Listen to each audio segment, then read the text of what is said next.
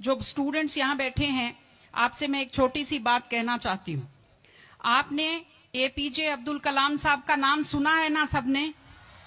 हाँ, कलाम साहब ने एक बात कही थी कि in the very old times the world was driven by the muscle power, after that it was driven by money power, and now it is being driven by the power of knowledge.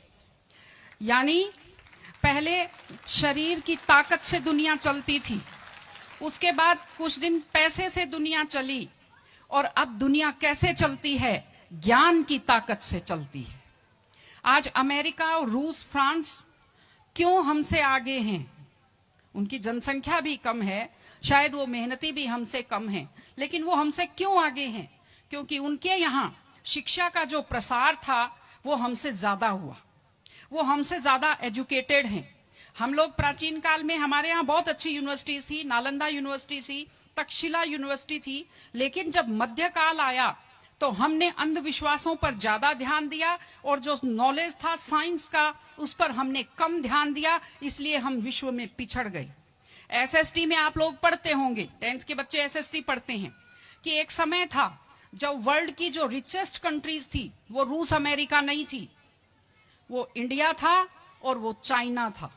चीन और भारत विश्व के सबसे धनी देश थे, लेकिन हमने एजुकेशन पर ध्यान देना छोड़ा। उसका नतीजा ये निकला कि हम लोग गरीब हो गए, हम लोग पिछड़ गए, हम लोग कमजोर हो गए।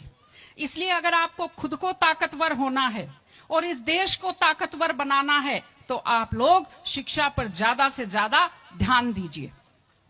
हमारी बेटियां यहां बैठी हुई हैं, आप लोग बहुत खुश किस्मत हैं, आपकी किस्मत अच्छी है कि आपने इस जमाने में जन्म लिया है जब लड़कियों को स्कूल भेजा जाता है, जब लड़कियां बराबरी के अधिकार के साथ आत्मसम्मान से जिंदगी जी सकती हैं।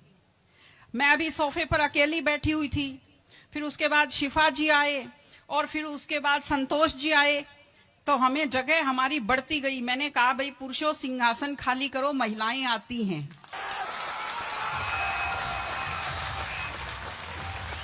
तो आप लोग बहुत खुशकिस्मत हैं।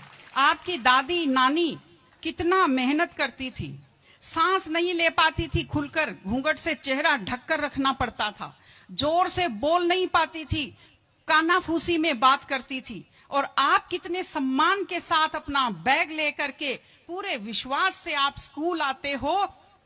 बहुत खुशकिस्मती की आपके लिए बात है, आपको इसका फायदा उठाना चाहिए।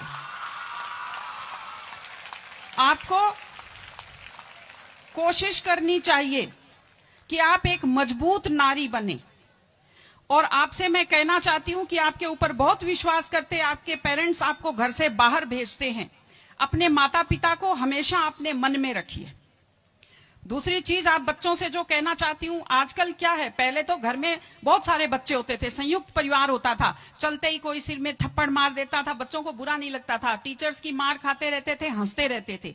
आजकल 1-2 बच्चे होते हैं घर में, बच्चे बहुत सेंसिटिव होते हैं। आप लोगों को जब आपके माता पिता टोकते हैं, आपके टीचर्स टोकते हैं, आपको बुरा लगता है। आपको बुरा नहीं लगना चाहिए, क्योंकि ये वो लोग हैं जो आपकी चिंता करते हैं। मैं आपको एक छोटा सा किस्सा सुनाऊंगी। एक गाय जंगल में चल रही थी, अचानक उसने देखा एक बाघ पीछे दौड़ा। गाय भी भागी जान बचाने के लिए, सामने दलदल था, वो दलदल में थोड़ा चली, वो दलदल में फंस गई। बाघ भी पीछा करता हुआ आया, वो भी दलदल में फंस गया, लेकिन गाय से थोड़ी दूरी पर था, चल नहीं पाया। तो गाय हंसी और उसने बाघ से कहा, बाघ तू तो गया, तू मरेगा। तो बाघ ने कहा, तुम क्या हंस रही हो, तुम भी तो मरोगी दलदल में। उसने कहा, मैं नहीं मरूंगी, देखना। शाम को जब मालिक ने देखा गाय नहीं आई, वो 2-4 लोगों को लेकर आया। जब देखा गाय दलदल में फंसी हुई है, वो रस्से लाया, लकड़ी लाया और गाय को निकालकर बाहर किया।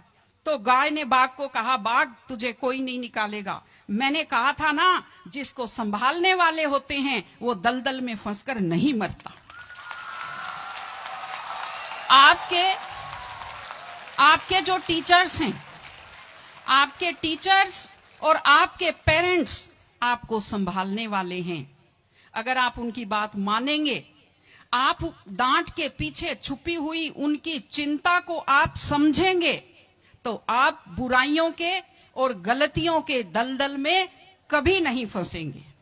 इसलिए अपने माता पिता को, विशेषकर अपनी माँ का चेहरा अपने दिमाग में रखिए, अपने दिल में रखिए कि वो आपके ऊपर कितना विश्वास करते हैं, वो आपकी कितनी चिंता करते हैं, घर पे आपका इंतजार करते हैं, आपके लिए हमेशा वो दुआएं करते हैं। आपके माता पिता जब मंदिर में जाते हैं खुद के लिए कुछ नहीं मांगते, जब वो बचत करते हैं उस पैसे से खुद के लिए कुछ नहीं खरीदते, वो पैसा आप लोगों पर खर्च करते हैं। उनकी इस चिंता को समझिए, अपने टीचर्स की चिंता को समझिए। मैं आप सबको बहुत शुभकामनाएं देती हूं कि आप लोग, आपकी बुद्धि तीव्र हो, आपका मन बहुत समृद्ध हो, आपका हृदय बहुत संवेदनशील हो। मैं स्कूल को मैं बहुत बहुत शुभकामनाएं देती हूं। टीचर से अपील करती हूं कि व्यक्ति केवल शरीर और दिमाग नहीं होता, एक मन होता है, एक आत्मा होती है। माइंड जो है, mind is sharpened by the knowledge and information. दिमाग तो तेज होता है, लेकिन बच्चों का मन समृद्ध कीजिए, उन्हें कमजोर पर दया करना सिखाइए, उन्हें परिवार के प्रति संवेदनशील बनना सिखाइए कि वो एक अच्छे संपूर्ण नागरिक बने, जिसको कहते हैं कंप्लीट पर्सनैलिटी, वैसे बने। मैं स्कूल को, आप सब बच्चों को, आपको ढेर सारी शुभकामनाएं देती हूं। आप अच्छे व्यक्तित्व बने, आप अच्छे नागरिक बने, एक मजबूत परिवार का, मजबूत देश का और एक अच्छे समाज का आप निर्माण करें। आपने बुलाया, हमें सुना, हमें सम्मान दिया, मैं हृदय से आभारी हूं। बहुत बहुत धन्यवाद। नमस्कार।